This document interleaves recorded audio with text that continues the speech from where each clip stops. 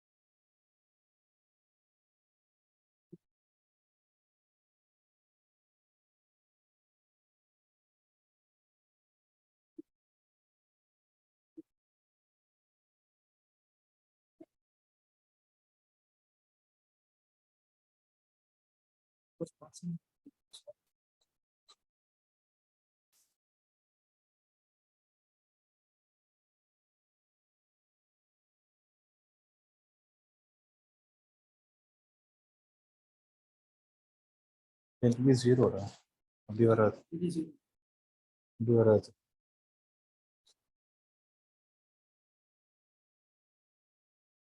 See, this is at some random point.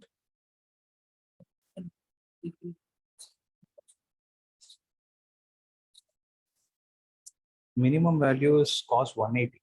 Cos 180 is -1. Theta should have been 180. E will be minimum when the value of cos square theta is 90. So where is the value of theta that is considered?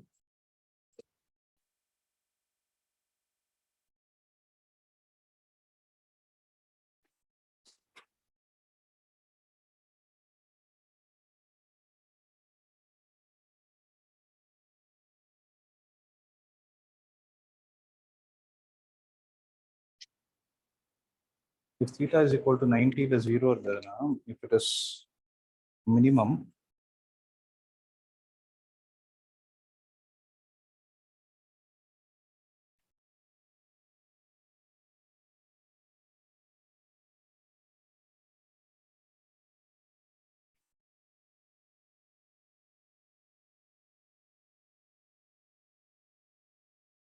so where did they, it is taken from here, right? The reference is taken from here.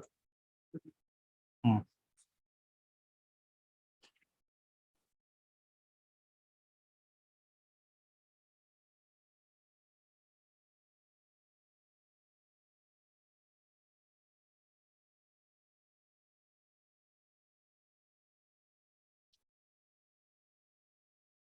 should be, yeah, it's 90, it should be 0.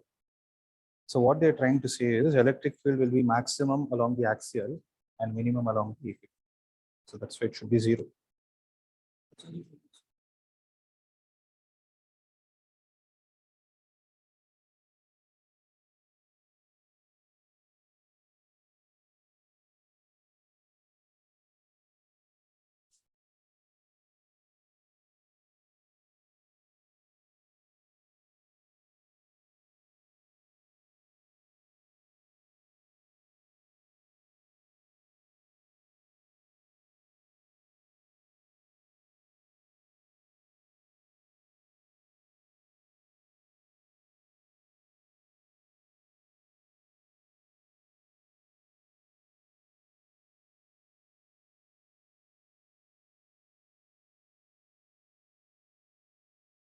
Are you all able to see the screen? Those who are online? Yes, sir. Yes, sir. You're able to see the full screen, no? Sir, yes, sir.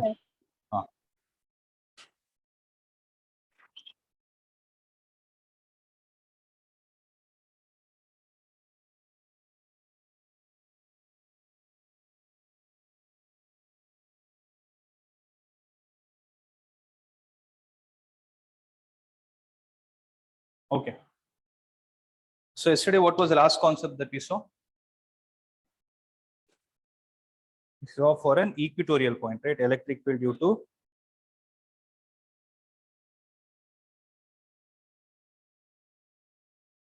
electric field due to a dipole at Equatorial. yes. So In the previous scenarios, what is that we focused on? We were focusing on if a system of charges is given to us, then how is the electric field due to that system going to be? Right? Especially we focus more on dipole because dipole has an application in the next chapter. Right? Under a topic called as capacitors, there we'll be discussing about dipole in detail. In detail, in the sense, we'll see where it is applied. Okay. Now, the next question is, if I have an electric dipole, I know that electric dipole will generate electric field. But what about an electric dipole placed in the field generated by someone else? So that's the meaning of this topic. So if you try to look at the topic and dissect it into smaller parts, you will understand it better. See, torque experienced by a dipole placed in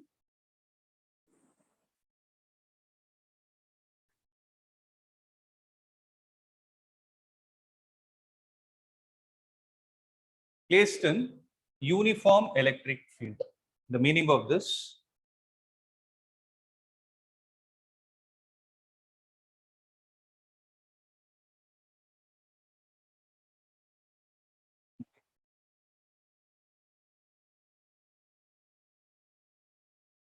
you're able to see any pencil? Huh?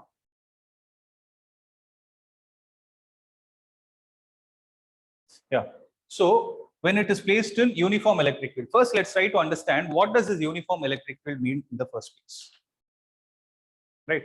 So we already discussed what an electric field is. So if I take a positive charge, due to this positive charge, how is the electric field going to be? It will be in the radially outward direction. Right? So if I put a question like this, is this kind of an electric field uniform or non-uniform? What will your answer be? We think it is uniform, no? But actually it is not. Because uniform means what? It's same. So when you say that the electric field is supposed to be same, it needs to have the same magnitude and same direction. But if you see here, it is having random direction. So we know this fact, right? What is the electric field due to this kind of a charge at different locations? E is equal to kq divided by r square, correct? So as the value of r is changing, the value of electric field is also changing. Right? It keeps changing, meaning it is not going to be uniform. So first thing to be wiped off from your mind is this is not a uniform electric. Then the question is, how does a uniform electric field even look like? So what did I tell you? It's very simple. It needs to have same magnitude and direction. That is only possible when you have a set of parallel lines.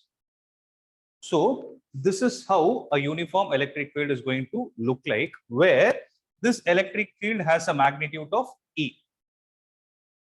Am I clear? And in this, what is placed? What is this? Dipole. What is a dipole? Dipole is basically a positive and a negative charge of the same magnitude separated by a very small distance. Right? Now, I'm going to understand the concept from here. Why are they even saying torque experienced by dipole? Let's see first of all what they are actually trying to convey to us. Right? What is this scenario going to tell us? Right? See, in physics, there are only two things that you need to concentrate upon. One is called as force, and the second is called as torque. Force is the one which is responsible. If you have an unbalanced force acting on a system, it experiences translational motion. What is translational motion? If this pen is there, something moving like this is a translational motion. If it has an unbalanced torque, it experiences rotational motion. So here the topic says torque. Let's try to understand why they are speaking about torque. Right? For that, one fact that I need to understand is if I take this to be plus q, this is going to be minus q. That's what a dipole is. Right? So we know this value E is equal to F divided by Q. Am I right? So that's what the basic definition of electric field tells us. See, this is the value for a point charge, whereas this is the basic definition of electric field intensity. Then if I write F, how do I rearrange it as? F is equal to Q into E. Now tell me, among this force and electric field, which one are vector quantities? Force and electric field, they both are vector quantities. Now tell me one thing. Who will decide the direction of force? I will be able to tell that the force and the electric field have same direction if the charge is positive. Whereas if the charge is negative, the force and electric field will be in opposite direction. Why am I even speaking about it? Listen, this is where you will understand. Concentrate. This positive charge is there, no? According to this concept, in which direction will this positive charge experience force? It will experience in the direction of electric field. Just now I told you, no, positive charge will experience a force in the direction of electric field, whereas a negative charge will experience a force in the direction opposite, meaning this will experience a force in this direction of how much magnitude? Concentrate. So it will be Q into E only, but in the opposite direction. Am I clear with this? Now tell me one thing. What is the net force acting on the system? Why? Because this is acting in the positive x direction, this is acting in the negative x direction, and they have the same magnitude of how much? QE. So QE plus of minus QE will give you a 0. So the net force acting on the system is going to be a 0. Meaning it will not move at all. So that's why the topic didn't speak about force. They spoke only about torque. Now we need to answer why this torque is coming into picture. Suppose this is the dipole. Okay. How is one force acting on it? You can exactly relate it. I took it from here. One of the forces is acting in this direction. So you can try with your pen and see. You hold the pen at the center, right? If you apply a force here in the tangential direction, in which direction with respect to you is the system tending to rotate? Which one? Clockwise. So it is like this. It is rotating clockwise because this force is acting in this direction. The bottom force is acting in this direction. So if I hold this pen, let's say, okay, just hold it, no? Or you hold your pen. Just hold it. See, one force acting like this, the other force acting in this way, you are able to see that the system is revolving. It is revolving in which direction? Clockwise direction. Now, this is where I want you to concentrate. Let's take the example of this water bottle and understand. Okay. So how do you open this? You rotate it anti-clockwise when you see from the top. So when you rotate it in the anti-clockwise direction, is the cap traveling towards you or away from you? Towards you. So anything that is traveling towards you is considered to be positive. Anything that is traveling away from you is considered to be negative. Same is the case with respect to a screw. You're able to see the screws here, right? When they want to do it, you take a screwdriver, you turn it in the clockwise direction with respect to you, it will go into. Means you're drilling into the wall. If you turn it anti-clockwise, you're taking it out of the wall. This concept is clear. Meaning of this is, there is a reason why I'm talking about it. Though we have a system of unbalanced forces, still the object need not have a translatory motion, but it can have a rotational motion. And in this case, in which direction is it revolving? Clockwise, right? So one point I want you to register in mind is anti-clockwise moments are negative. What do I mean by anti-clockwise moments? Sorry. Anti-clockwise moments are positive. What do I mean by anti-clockwise moment? When you rotate anything, any screw in the anti-clockwise direction, it always tends to come towards you. Right? Similarly, you have clockwise moments, which is going to be negative. Am I clear with this? So you rotate anything in the clockwise direction, it will always travel away from you. Having said this, if the system is allowed to revolve, in which direction do you think it will tend to move? Will it move into the plane of the board or out of the plane of the board? Into, because it is rotating in the clockwise direction. Means if you rotate it like this, no, it will appear as if it is going into the plane. Okay, so have this in your mind. So is this point registered in your mind? Right. So three important points I want you to understand. Did you understand why this QE came? Directions are clear, right? Did you understand that the net force is 0? Second point.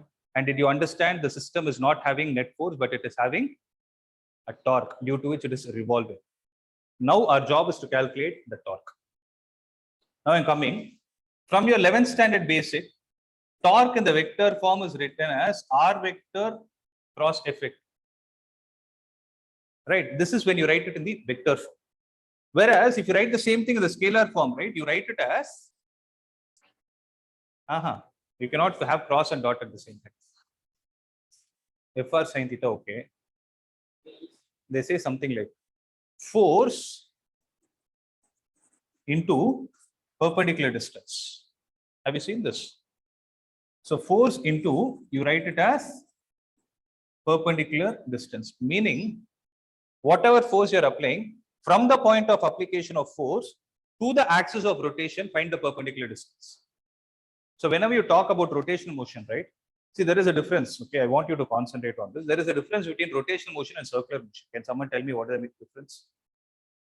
Rotation and circular are not same. Not necessary. See, fan is rotating. You say fan is rotating or revolving mean the same. Can you give me a more precise thing? I'm not concerned about this kind of a comparison.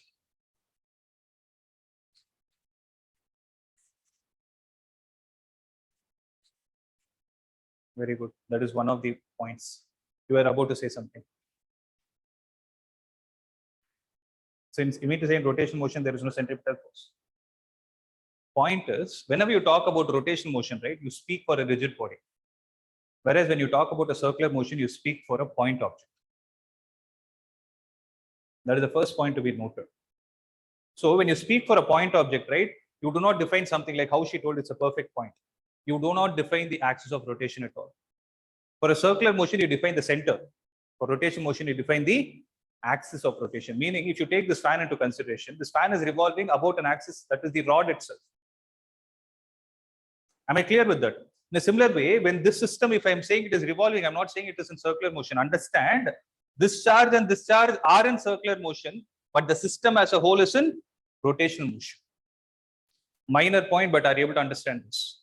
So what did I say? This charge and this charge, point charges, are in circular motion, but the system as a whole is in rotational motion. For that rotational motion, I need to define the axis of rotation, meaning it is revolving about this axis, means the whole system is revolving about an axis that is going into the plane and coming out of the plane. It's an imaginary line that we need to visualize. Am I clear with it? Having said this, force is there, no? Force into, I'm talking about perpendicular distance, no? So what is the perpendicular distance I'm speaking about? See, let's take a very simple example. Give me your book, no? Give me your book. How do you open this? You flip it. When you do, even without your knowledge what you're doing this, you don't, have you seen anyone holding it here and opening it? Without your knowledge, what do you do? Without your knowledge, you're used to a comfort. You put your hand here and open it. Well, you find that's how your subconscious mind works, right? You open it like this. Actually, what are you doing? You're actually rotating it. So you apply force here, no? This force is acting at a perpendicular distance from this axis of rotation. So it's happening like this. Am I clear with that? So the point of application of force multiplied with the perpendicular distance from where, whenever you speak about distance, either you need to define it from a point or a fixed line. Here it is a fixed line, that is axis. This force into perpendicular distance will give you the amount of torque that you apply. If you apply it from here, you can apply less force to open it. Whereas if I put a pin here and I ask you to open it, right, compared to this position, you will feel slight difficulty at this point. If I bring it even more close, means to generate the same torque, since the distance is reducing, you look at it, it's the product. Since the distance is reducing, to generate the same amount of torque, you need to increase the force. That is why all the hinges are for the doors are kept at the end. They could have put it at the center. That's the reason everything is kept at the end, because it's simple for you to work. Are you able to understand? So I want this point to get registered. Is everyone clear with this? I'm talking about scalar quantity. So point of application of force is here. From the point of application of force to the axis of rotation. Now see, tell me one thing. How much is this distance? See, the total distance is taken to be 2a. Then how much is this distance? It is going to be a. This is going to be a. Right. Now, this is the axis of rotation. From here, I am drawing an imaginary line. And if I take this angle to be theta, right, then this A can be broken down to horizontal and the vertical component. So if I take this to be y, what is y divided by a according to trigonometry? Y by a is what? What is the trigonometry? It is sine theta. So y is equal to what? A sine theta. Then what about this case?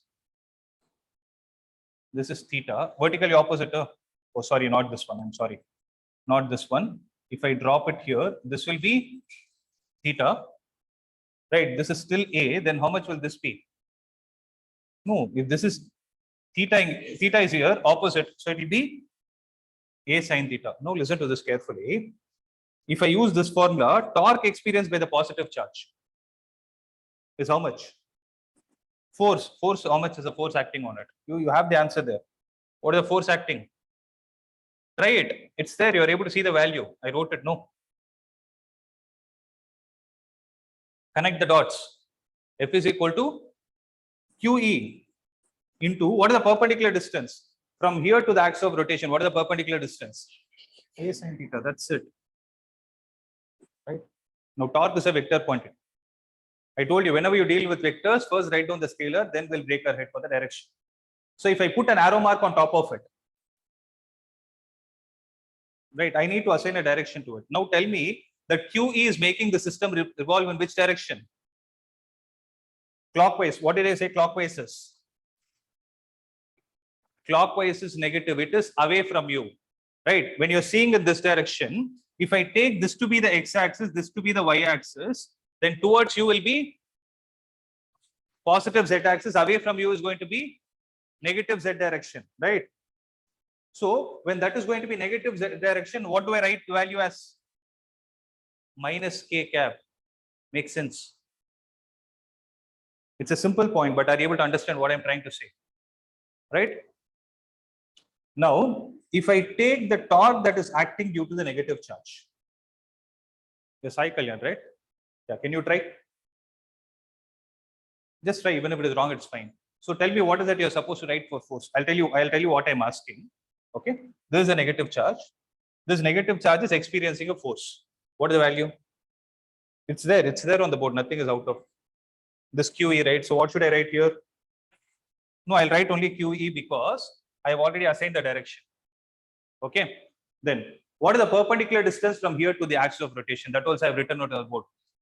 That's it. Perfect. Right. This is the scalar part. What should I do? I need to write the vector part for it. You complete it, no? Yeah, Tejas. Have any question? This this QE and this QE put together is revolving the whole system in which direction? Both are making it revolve in clockwise direction. Had it become plus K, right? Then torque would have got cancelled. It is minus K cap. Am I clear with this? So here also it is minus K cap. Simple, no? Right? If you stick to the basic, it's simple. It's only 2 steps. So I was telling so much of story, but if you look at the number of steps, it's only 4. Right? So what is going to be the net torque? Positive charge plus torque due to the negative charge. So they get summed up, because they both are in minus K cap direction. So what should I write? QE, if I take it out, A sin theta plus A sin theta is going to give me a 2A sin theta with a minus K cap. So this Q into 2A is going to give me, this you already know, dipole moment. So this is going to give me dipole moment PE sin theta with a negative of K cap. And this is going to be the net torque acting on the system in the vector form. Right? So first copy it till this step. I have something important to tell you after this.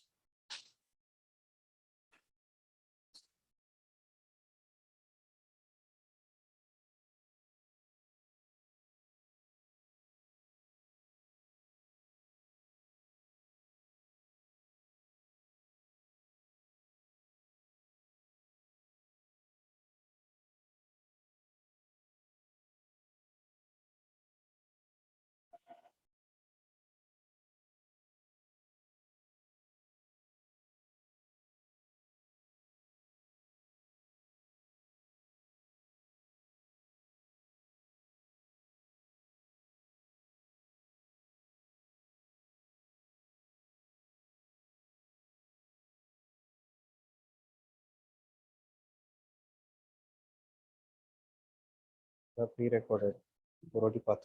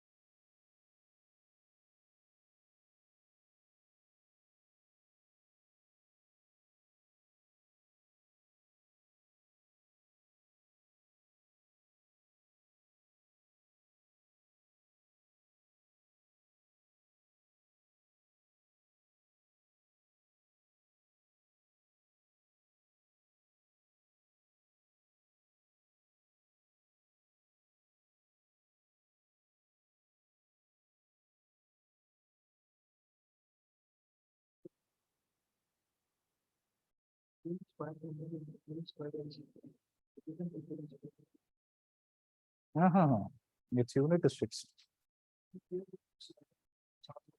You don't see this electric field to the unit is fixed, no? It is Newton per Coulomb only.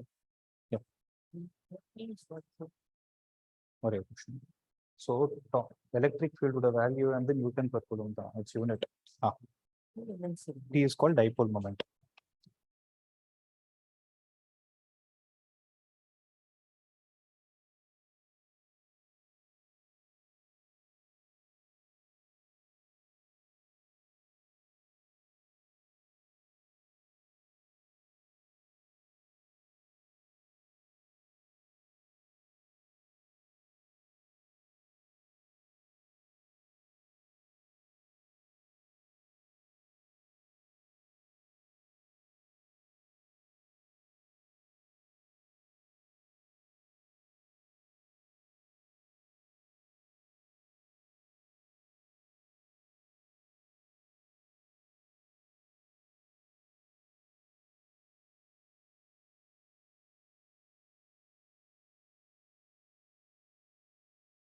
Yeah. Now am I audible to those who are Yes, online? sir.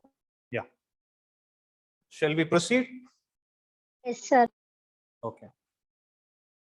Now listen. So we wrote this value, no, PE sine theta of minus k cap. Yeah. So if you see the net value, it is going to be PE sine theta with a negative of k cap. Okay, accepted. Now, suppose I have C vector is equal to AB sine theta n cap. That's what the cross product says. Right. So then I don't know whether C vector is actually A vector or cross B vector or B vector cross A vector. It makes a difference because they both are not same. What is the relation between them? A cross B is the negative of B cross. They both are always in opposite direction. So taking the idea from there, here I have P sine theta minus k cap. N cap is a unit vector. Okay, here instead of n cap, I have minus k cap. The question is, I can either write this PE sine theta as P vector cross E vector or E vector cross P vector. Which one should I choose? Are you able to understand my question? I can either write it as A cross B or B cross A. I don't know the answer here. Right? So what should I write it as? So the net torque, what should I put here? Let's try to understand this. Tejas, any idea? Give me 2 pens. No? Give me a pen. Okay. See, if I have one vector like this and another vector like this, let me call this as A vector, this as B vector. So what are the two operations that we can do? We can do A cross B or B cross A. If you do A vector cross B vector, listen to this carefully. If you do A cross B, A is the first vector, B is the second vector. So when you're doing A cross B, then you need to fix the direction of B vector. You need to fix the direction of second vector and rotate the first vector towards the second vector in the shortest direction possible. Meaning, if B is fixed, this is A, this is B. If B is fixed, I need to rotate A towards B in the shortest direction possible. I can either revolve it like this, or I can go like this and come like this. So which is shortest, obviously, according to you? So first one, so this direction is shortest, right? When you see from that side, what is the direction in which this pen is revolved? It is anti-clockwise. And what did I tell you is an anti-clockwise moment? Positive, meaning the cross product of these two will have this n cap towards you. A vector cross B vector will have the n cap towards you. Whereas if I do B cross A, then what is the logic I need to use? Fix the direction of the second vector in B cross A, which is the second vector, A. So fix the direction of A, rotate the first vector towards the second vector in the, that word I need, in the shortest direction possible. So when I rotate it in the shortest direction, according to it is clockwise. So clockwise moments are negative and they are away from you. Right? So I don't know whose pen, you take it. So having said this, if I go back to this diagram, right? If I go back to this diagram, what is the direction? What are the two vectors involved? Dipole moment and the electric field, PE sine theta. So what is the direction of dipole moment here? Direction of dipole moment, right? Direction of dipole moment. Check your notes yesterday. Check your notes of yesterday. It is always from the negative to the positive charge. So this is the direction of dipole moment, and this is the direction of electric field. So if I draw a free body diagram of P vector and E vector like this, right? So P is like this, E is like this. I just took the diagram and drew it. I didn't draw the random directions.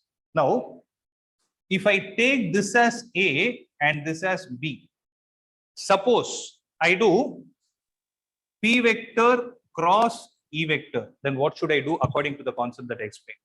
I need to fix the direction of E vector. So this is fixed. Which one should I rotate? P vector towards E vector in the shortest direction possible, rotate it in this direction, and then what will happen? So it is negative, meaning minus k cap. So what should I write here? I should write it as p vector cross e vector because the net torque that is acting is in the inward direction. Are you able to understand? See, I could have directly told you accept it as p cross e, but I want you to think. Is that clear? So just because I wrote p first, no, I could have told it. Just because I wrote p first, write it as p cross e, but that's not the case. You need to know the reason for it. Am I clear with this? Next time, wherever you see cross product, will you be able to think in these terms? So this is the torque that is experienced by dipole, which is placed in uniform electric field. So when you place a, first listen, then you can write. When you place a dipole in uniform electric field, what is there? Force is 0, torque is not equal to 0, and its value is p vector cross e vector. Now I have a small question. Instead of they giving it as uniform electric field, had they given it as non-uniform electric field. Non-uniform electric field, you don't have the derivation, but you need to understand the concept. So had they told the same dipole is placed in non-uniform electric field, then what do you think would be the changes? Force also would have not been equal to 0, and torque is also not equal to 0. Meaning, in this scenario, in the first scenario that we discussed, the dipole will rotate about a fixed axis. It will be like this. Whereas in the non-uniform electric field, it will rotate as well as translate. It will keep going like this. So it will rotate and keep going like this. Are you able to understand? Means it has both translatory motion and rotational motion. See, next time onwards, wherever I see the word torque, I'll not explain this much. I'll directly go into R vector, cos vector, give you the derivation. Is everything clear? Right? So please make a note of it.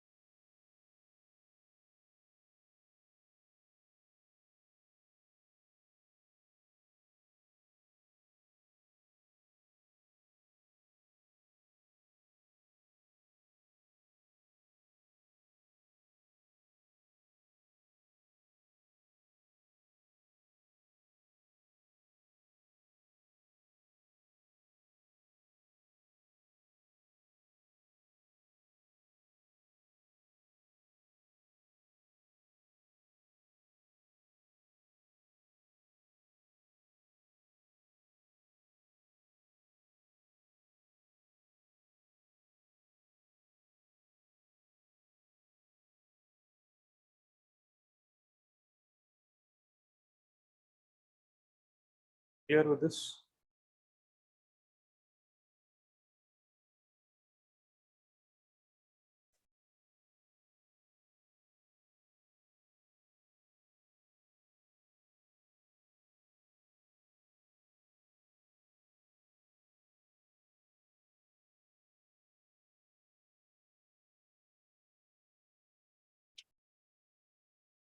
Shall I proceed? Yes. Yes, sir. Right.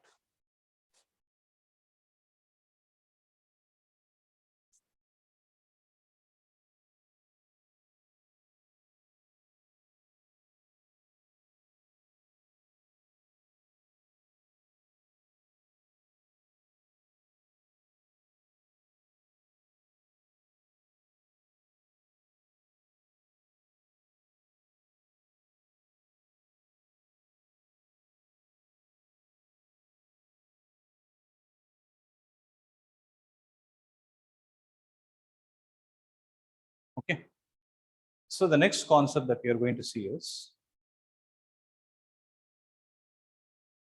the concept of electric flux. Okay. See, this electric flux has something to speak about the density of field lines.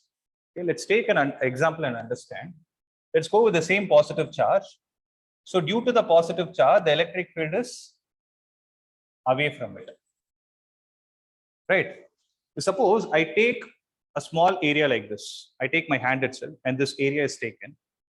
If I place it here, right? Are you able to see? If I place it here, how many field lines are passing? 2 or 3, okay, depending on how you are able to perceive it, right? If I move the same thing slightly away, what do you think will happen? So the number of field lines will be lesser. So what is happening? I didn't change the dimension of my hand. I didn't change the dimension of this area. Through the same area, depending on which location you place, you are able to see that the number of field lines through it is changing. Decreasing or increasing, it's changing for sure. Right? So if you are able to calculate those number of field lines, that will give you some information related to the electric field intensities, electric field strength. Meaning, if I take this charge, if I give you another test charge, if you place a test charge here and if you place a test charge here, in which case do you think the force will be more? Obviously, imagine it like a magnet. Okay, I give you a magnet, North Pole, South Pole. I'll give you another magnetic material. If you bring that magnetic material close to the magnet and you take it slightly away from the magnet, in which scenario will you see that more force is experienced? Obviously near, right? Same logic is applicable here. When you bring the charge here, the distance between them is less, hence it will experience more force. So is there another way to perceive the same information? This is a known fact. I can say k cube by r square. I will say r, it's inversely proportional, and then say the answer. But is there another way to understand the same concept? That's what this electric flux speaks about. It speaks about the density of field lines at a given point. More is the density, means more closer the field lines are, more is going to be the strength of the electric. So more is the number of field lines. I told you that electric flux, it speaks about, it is another name given to the density of field lines. So when I say the density here, it has something to do with the number of field lines. So that's why if you look at the definition, right, it is very clear. The electric flux is defined as the total number of lines of force. Listen to this. Total number of lines of force that are passing through a given area. I would like to add a point to it. Perpendicular to it. I'll tell you what is the meaning of this. But are you able to visualize what I'm trying to say? Right? So if somebody asks you what is electric flux, what is the simple definition of it? Electric flux, what does it speak about? It speaks about the number of field lines that are passing through whom? Passing through a given area, and how are they supposed to get oriented with that area? They should be perpendicular to that area. Okay, let's visualize first, then I'll give you time to copy. Now see, if I take, see, this is there, no? What shape are you able to see approximately? Circle, right? Whereas if I take the same thing and rotate it like this, it will not look like a circle. Meaning, if some portion goes into the plane of the board, some portion comes out of the plane of the board, then it will not be a circle. It will be something like an ellipse. Are you able to understand? So, through this shape, if I say the field lines are oriented in this way, see, this is the shape. Okay, I keep it like this. Let's say the field lines are in this way, where I take the consolidated field strength as E. Okay. Now, what will happen is, what does the definition tell me? It says you count the number of field lines and tell me. But how are those field lines supposed to be oriented? They should not be in some random direction like this. They should be perpendicular to the area itself. Meaning, I should not count these field lines. Rather, I should resolve the field lines into the perpendicular direction and then find it. Okay. So here, there is another parameter that comes into picture, which is called as area vector. So whenever you take a shape, for that, it has an area. Area is pi r square, but it also has a direction associated. And the direction of area vector is always perpendicular to the surface. Listen to this. Aerial vector is always perpendicular to the surface in outward direction. So it is perpendicular to the surface in the outward direction. Why I use the word outward direction, you will understand when I explain it for a cuboid. Is it clear till this step? Right. So for this shape, what is going to be the direction of aerial vector? It will be towards you. Means if I turn it like this, it will be like this. Am I clear with that? So if I take this to be the area vector, and if I take the angle between them to be theta, then this E can be resolved into two components. What are the two components? One is E cos theta, and the second is going to be E sin theta. E cos theta will be a component in which direction? In the direction perpendicular to the paper. Is it not perpendicular to the surface? It's perpendicular to the surface or parallel to the area vector. Both mean the same. How is it? Perpendicular to the surface or parallel to the area vector. So I need to take this component E cos theta and multiply it with the area. Then this is going to give me the flux. So flux is represented by the symbol phi. And if you put a subscript E at the bottom, you call it as electric flux. So electric flux is basically, what is it? It's a product of electric field intensity, area, and cos of the angle between them. Right? So how you can write is electric flux is equal to E vector dot A vector. Am I clear with this? So having said this, there are two things I need to answer. What kind of physical quantity is this? Is this a scalar or a vector quantity? It's a scalar quantity because I'm doing dot product, right? Second, so it's a scalar quantity. Then what about the unit? They just listen. Electric field, how is it measured? It's measured in Newton per. I wrote in the previous case, E is equal to F by Q. You remember? So it is measured in Newton per Coulomb, and area is measured in obviously meter square. So the unit of electric flux is going to be Newton meter square per Coulomb. It also has another unit which I'll tell you in the next chapter. So as of now, remember this, Newton meter square per Coulomb. So this is all about electric flux. But one last point I would like to explain. I need to mention why I mentioned this direction. When we solve the problem, we'll understand. So with respect to 2D, when I say outward, either of the side is accepted. But mostly what we'll do is we'll take it in the direction of electric. Whereas when it comes to 3D, right, you need to be more conscious. Suppose I take this block, which is looking the form of a rectangle. Right? So for this rectangular surface, I can define the aerial vector like this. So this is the direction of arrow mark. I can define it like this or like this. Right? I can say this is the direction of area or this is the direction of area, but which one should I consider according to the definition? I should take the rightward one or the leftward one. You should always take the one which is outward. So for 2D, it doesn't make any difference. 3D, it makes a difference. And when we apply it in the problem, this is the question I'll be stressing upon. Next time, I'm not going to do. There are two important questions from your textbook that I'll solve. At that point, you should be able to understand. Is this registered? Right? So this is the overall concept related to the electric flux. So please make a note of this.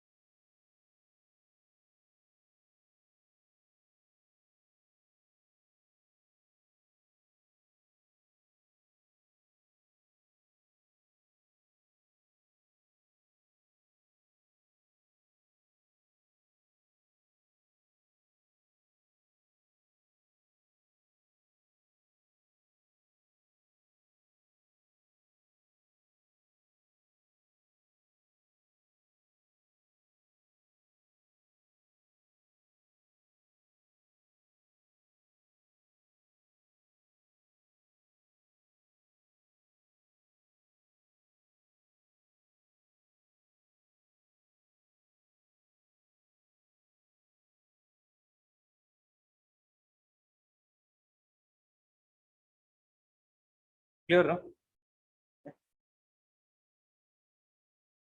Shall I proceed? Yes, Yes or sir. no? You're copying it, huh?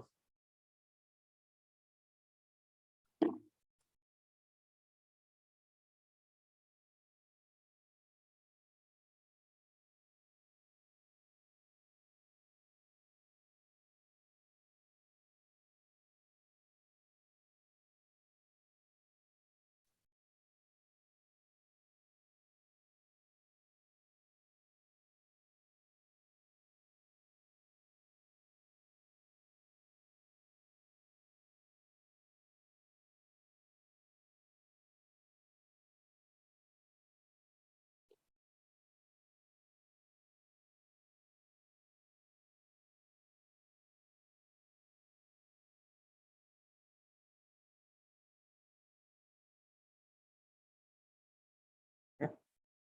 Listen.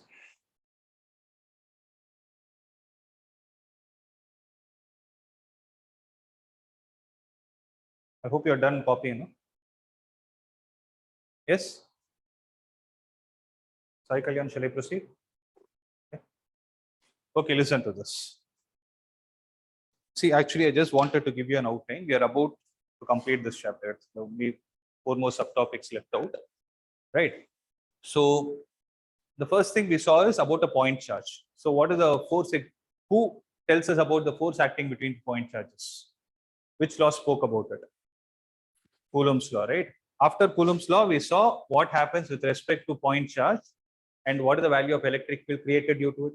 Then we saw 2 point charges which are in the form of a dipole, right? Till now, all that we were discussing is only about point charge. The question is, the system, the world need not have point charge everywhere. What if you have extended charges, right? So if you have an extended charge, like something like linear charge distribution, surface charge distribution, and volume charge distribution, if you have something like this, then how are you going to define the charges for it? That is the first thing we are going to understand from this topic. After that, we saw the concept of electric flux, no? That electric flux relates to the concept of something called as Gauss law. So there are 2 laws in this chapter. One is Coulomb's law and the second is Gauss law. So Coulomb's law is applicable only where you have point charges. Whereas Gauss law can be applied whether you have a point charge or a extended charge. So what do I mean by extended charges? If the size of the particle cannot be ignored. So this will actually simplify your job. You can ask me a question. Sir, if the point charge is not there, suppose I have this pen which is completely charged. If I'm interested to calculate the electric field due to this at a particular point, but I want to use only Coulomb's law. Am I allowed to use it? Yes, you're allowed to use. The only challenge is you have to break the system into multiple point charges, infinite number of point charges, take dq and due to the dq find the electric field and then integrate, which is a tedious process. It is not a part of a syllabus for CBSE. For competitive exams, we do it, right? For CBSE, it's not there. To simplify that job, what they have done is this Gauss law. And this Gauss law has 3 applications for an infinite long straight charged wire, infinite plane sheet, and uniformly charged spherical shell. With that, this chapter is done. But for you to understand the derivations for this, right, you need to understand the concept of this charge distribution. You're able to understand why it is important, right? So I need to focus on this. So what does a charge distribution speak about? As the name suggests, right, you have a linear charge distribution, you have surface, and you have volume. Meaning, if suppose I have a system like this, right, where I ignore the thickness of it. If I take this and rub it against the surface, what can happen is due to frictional electricity, this material will get charged. Meaning, there is going to be charge that will sit on the surface of this conductor or whatever material it is, surface of this material. So how is the charge getting distributed? It's getting distributed along a straight line.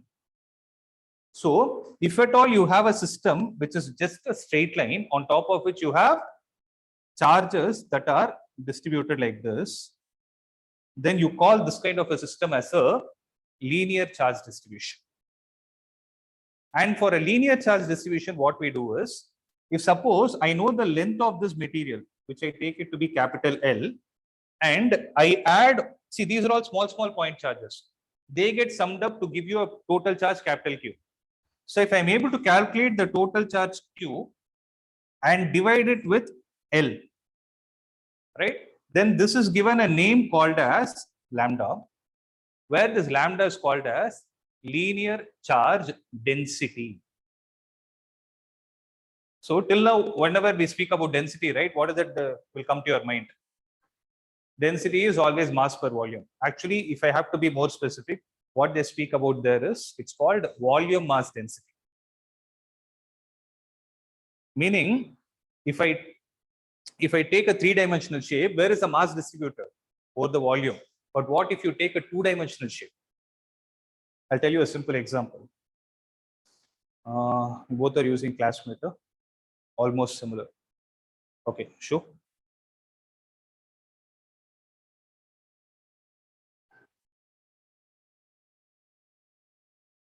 How many of you have printer at home? Everybody, right? Everybody has a printer.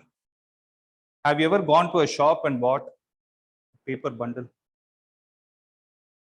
What is the top cover color? Mostly red than one brand, they'll keep giving it to you. But have you ever, as a science student, asked a question of, did the shopkeeper ever ask you a question of what is the GSM you're looking for? Has anyone asked you? Or have you ever asked or wondered what the number is? No, right? Just wanted to say, no, it is out of context, but I want you to know it.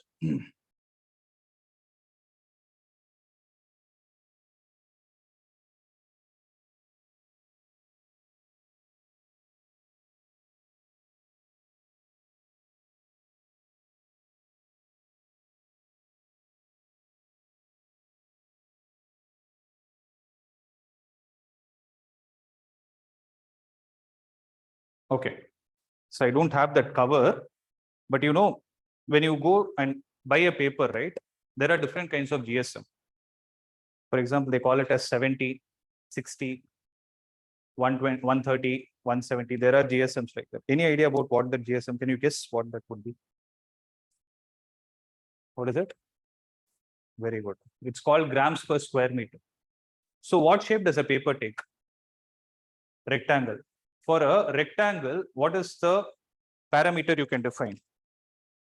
Will you define length, area, or volume? You will define, no, you will define area. In terms of where will the mass get distributed? It's on the area, right? Meaning, if you take that paper, no, if you take 1 meter square of that paper, meaning 1 meter into 1 meter, if you take 1 meter square of that paper, you have these paper particles put together, right? All the paper particles put together will be of 70 grams. That is the meaning of 70 GSM, grams per square meter. Do you know that your dress has GSMs? The cloth that you buy has GSMs. The t-shirt which you buy, when you go for a manufacturing thing, you need to ask what is the GSM that you need to have so that you can print this content on top of it. So why I'm stressing on this point is so that you will create relation between what I'm trying to say. Only difference is here grams, mass should be replaced with charge. That's it. It's not a very big concept. Okay. So if I take this water bottle, in this water is filled, no. What shape is the water taking? Like what is the physical quantity it is occupying? Is it occupying the length, area, or volume? Volume. So what is the density of the material you define inside? For a liquid, you always define volume mass density. Whereas for a paper and the t-shirts and everything that I told you, what do you measure? You measure areal mass density or surface mass density. Similarly, if you talk about a wire, just take a thin wire. For the thin wire, you have mass on top of it, right? You define something called as linear mass density. So if you replace that mass with charge, right, that's what we are speaking of. So those particles, instead of being small particles with mass, if they were small particles with charge, then this is what happens. It's only for linear. It's only for straight line. It's lambda. For this, I'll come. Similarly, if I take a paper, something similar to the GSM which I spoke, right? So on this paper, if you distribute the charge, meaning if I start distributing the charge like this, right?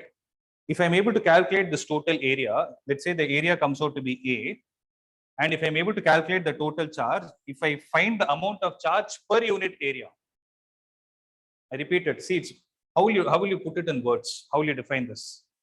You should not say Q divided by L or ratio of Q and L. You should not define it like that. I told you already. Whatever comes in the denominator should be given a prefix per unit. So this is the amount of charge per unit length.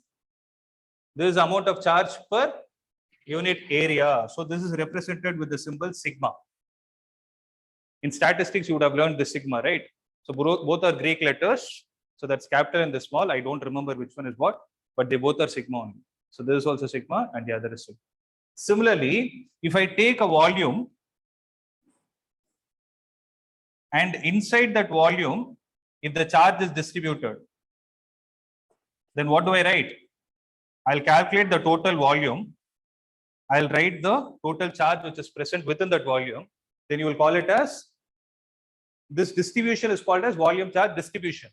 But what is the name of this? It's called volume charge density, which is represented with the same symbol rho. Am I clear with this? Is this point clear? So next question is, I need to look at the units of it. What is it going to be here? It is going to be coulomb per meter. Here it is going to be coulomb per meter square. Here it is going to be coulomb per. It's simple. That's it. Not a big deal. Simply you take a charge where you're distributing, depending on what dimension you're distributing. Basically, it is 1 dimension, 2 dimension, and 3 dimension. If you distribute it on 1 dimension, you call it as linear. If you distribute it on 2 dimension, you call it as surface. 3 dimension, you call it as volume. Same logic, right? That's it. Can you make a note of it?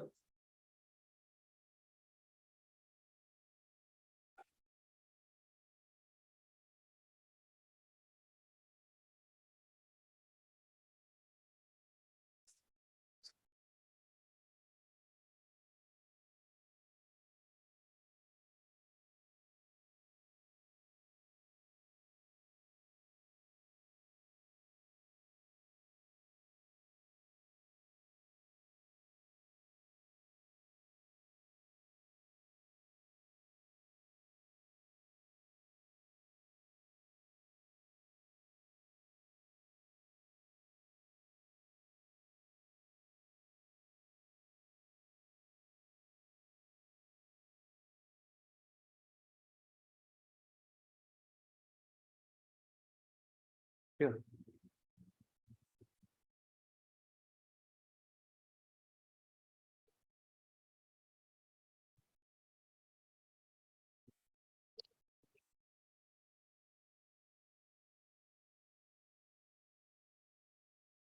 Dielectric speed up. Dielectric means mostly it's an insulating material. Dielectrics are insulating materials.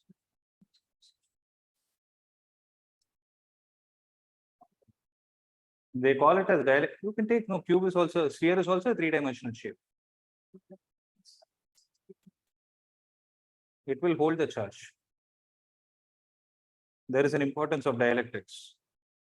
See, you give charge to a metal wire. I want everybody to think and tell me the answer. I give you a thin rod. I'll give you 2 thin rods, where one of the rods is made of copper. One of the rods is made of plastic. You charge both these materials. In which one do you think you can hold the charge for a longer duration? Copper. Listen to me. So listen to this. Everybody, those who have not listened, listen. I gave you a copper rod. I gave you a plastic rod of same dimensions, same mass, same everything. Okay. You give charge to a copper and you give to plastic. Which one will hold for a longer duration? Why?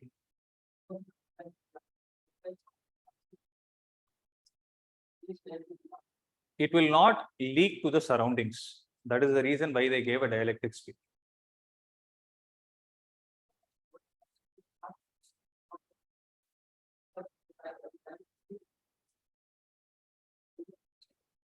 It will be inside. Inside the charge is held. Only for a spherical shell it will not be there. Because for a shell it will sit on the surface.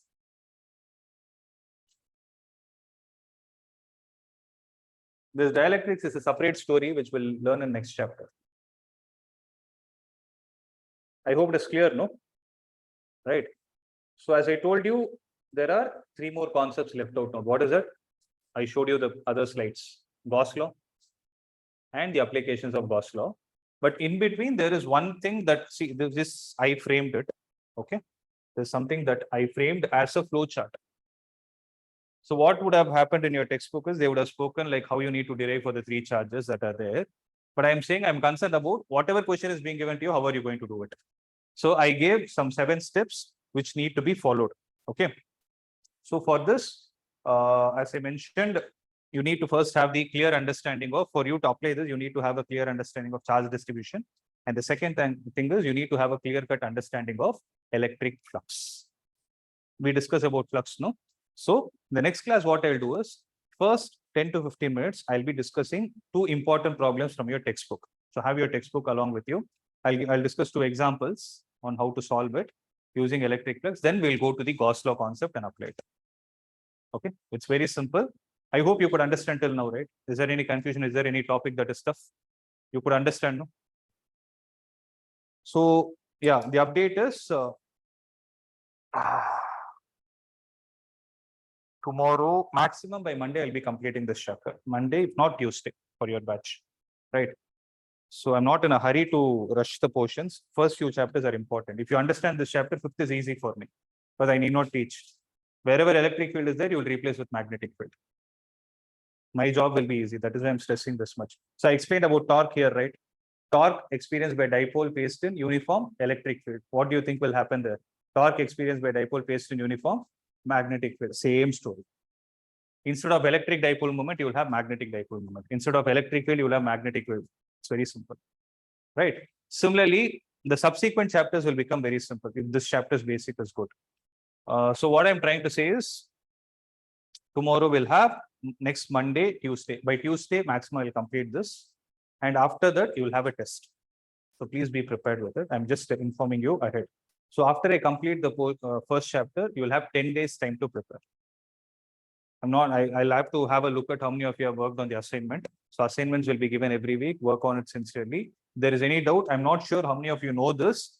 There is a number where you can actually drop your message. It is 6369210899. So if you have any doubt, right, you can take a screenshot and send it to this number. You need not wait.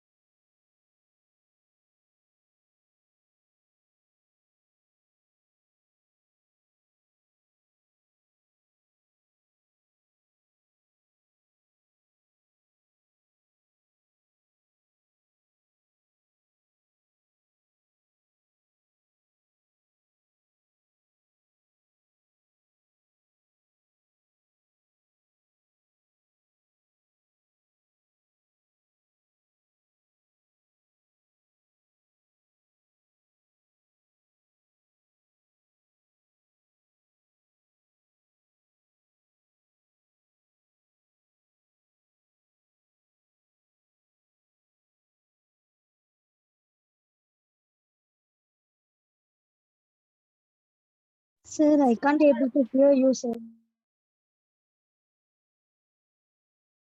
Now am I audible, ma? Yes, sir. Yes, sir. Sorry. Yeah. மொத்தமா கேட்கலாம் வந்து சொல்றாங்க. I explained so much, sir. I can't speak again. Recording la கேட்டுக்கோங்க. Okay, what was I telling? I forgot. Record, yeah. At home, I want you people to work along. So don't give me excuse saying, sir, I didn't have time. Record work, please start.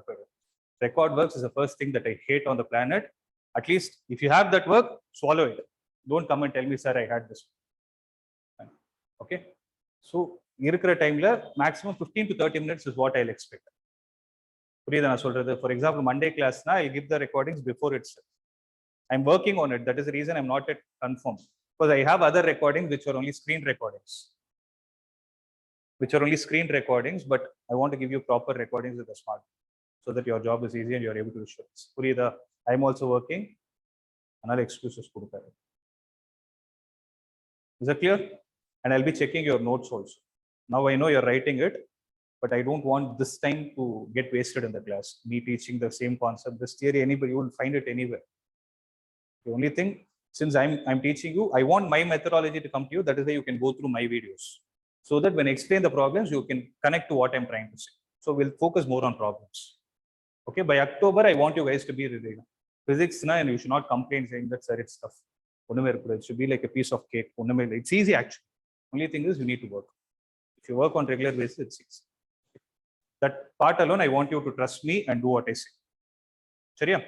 So in the chapter, but next onwards, there are certain topics which I'll give you pre-recorded one. Derivations, I don't want to waste my time.